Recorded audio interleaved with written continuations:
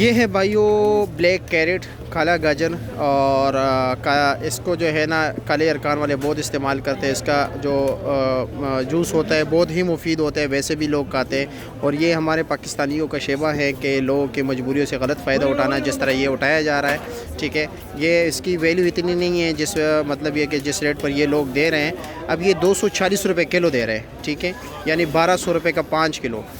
یہ کیوں دے رہے ہیں؟ کیونکہ ہر کسی کے پاس ہے نہیں، بہت کم ہے اس کی پیداوار، مطلب یہ کہ لوگ زیادہ نہیں لگاتے، کیونکہ عام تو استعمال کے لیے لوگ استعمال نہیں کرتے۔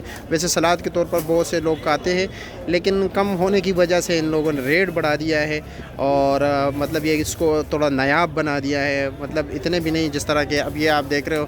وہ گاجر ہیں اس میں جو اچھے کوالٹی کے، وہ 300 روپے کا 5 کلو ہیں، اور ویسے مکس جو ہے تقریباً 200 روپے مل رہے ہیں۔